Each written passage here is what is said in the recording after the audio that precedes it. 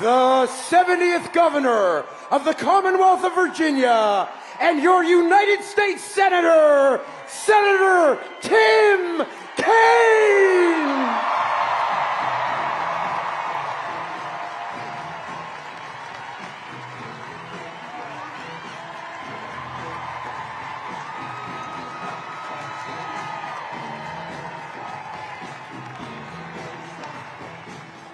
Hello, 757. Hello, Hampton Roads. It is so nice to be standing back here with you. You've been very good to me in the 31 years I've been in office, especially since I'm an 804 guy. I bet we have some 804 folks in. 20 years ago, I was running for governor. I was the lieutenant governor of Virginia. And I asked a brand new senator who was not even a year into the United States Senate if he would come to Virginia to help me be elected. And on a beautiful weekend day, just like today, right at the end of the campaign, that Illinois senator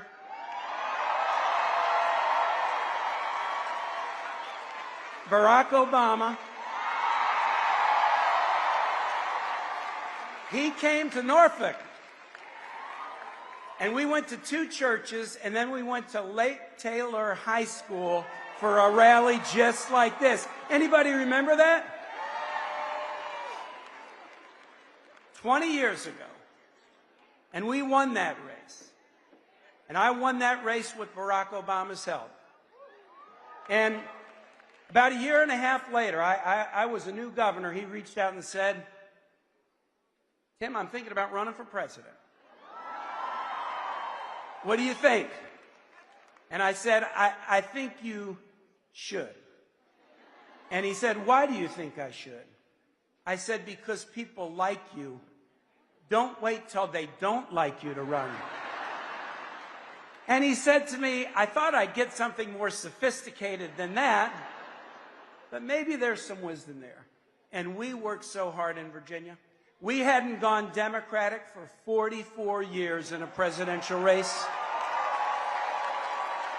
But Senator Obama believed that we could go blue, and he came back to Hampton Roads and Richmond and Appalachia and Northern Virginia and South Side and Charlottesville and Harrisonburg.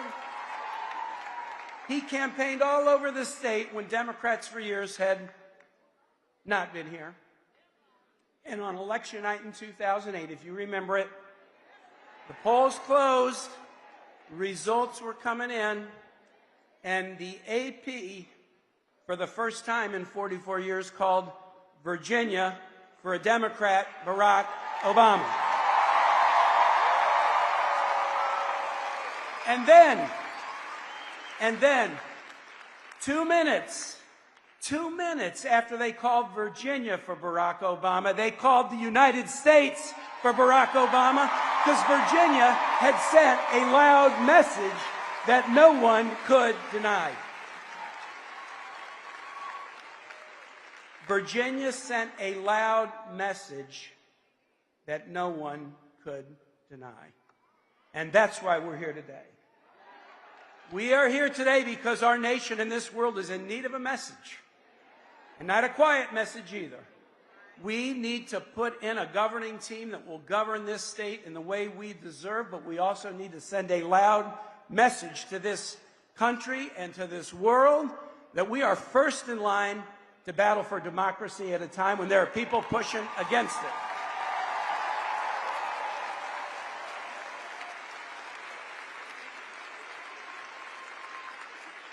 Jay Jones.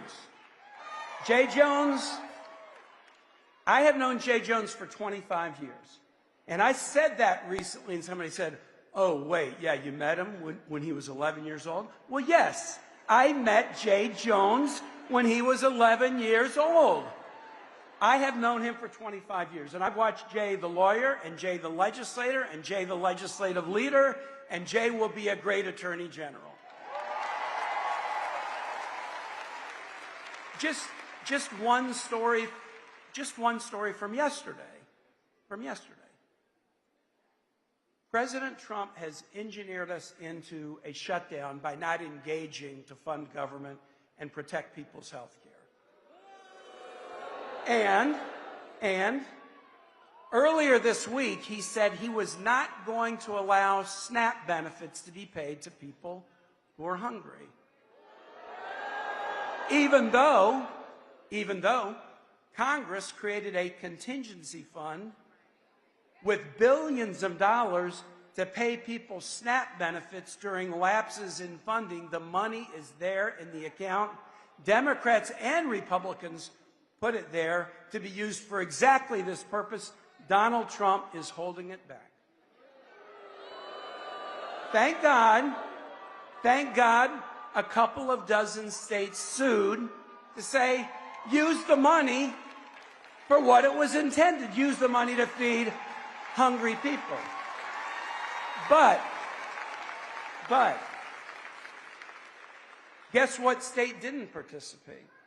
Virginia didn't participate because Jay's opponent wouldn't stand up and say, hungry people deserve the money in the contingency fund that was set for them. Jay would never do that. He's going to battle for you. It doesn't matter who the president is. If somebody's pushing Virginia around, Jay won't be a lost ball in the tall grass. He'll be standing up trying to do the right thing for Virginia. Vote for Jay Jones.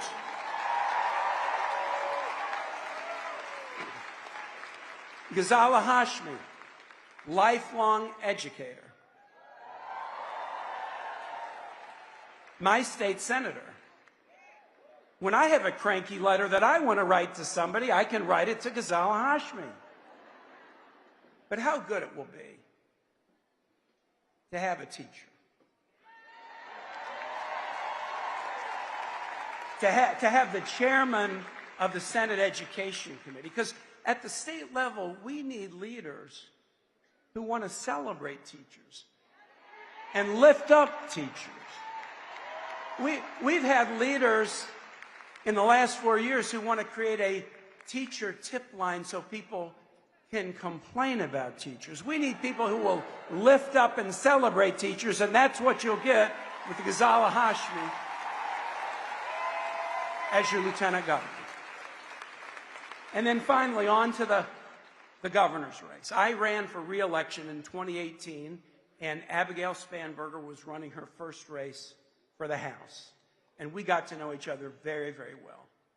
And during the time she served in the House under the leadership of the dean of our delegation, Bobby Scott, we get together once a month, House, Senate, Democrat, Republican, what can we do for Virginia? And I've watched Abigail stand strong again and again and again.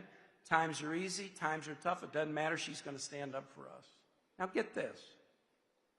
She's talked a lot, for example, about making life more affordable for Virginians. If you look at what the other side is doing, food prices going up, energy prices going up, healthcare prices going up, building supplies going up, Halloween shopping going up, Thanksgiving shopping going up, holiday shopping going up. The other side is just up, up, up. Abigail has got plans to make housing, to make health care, to make the basic necessities of life more affordable for Virginians when the other side is just jacking it up day after day. Abigail's the right candidate.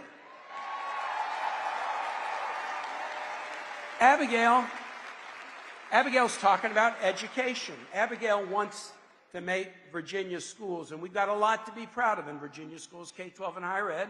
She says, make them the best in the nation. The best in the nation. We can do that. And how about the other side? The other side, what are they doing on education? In Washington, destroying the Department of Education. That is the other side's educational agenda, destroy the Department of Education. Finally, and then I'm going to conclude, Abigail talks about creating good-paying jobs all over this Commonwealth, every corner, rural, urban, suburban, investing in good-paying jobs. What is the other side doing? Firing thousands of people. This administration has fired more veterans than any administration in the history of the United States. We got to have somebody who wants to grow jobs, not somebody who gets pleasure and joy out of laying people off. Abigail's the right candidate for Virginia right now. And so I'm gonna finish where I started. In 2008, we sent a message, and not a quiet one. We sent a loud message when we broke tradition in Virginia and supported my friend Barack Obama to be President of the United States. And then what we got by sending that message was 8 years of great government of this country. If we do what we know how to do, Virginia, we will send a loud message on Tuesday.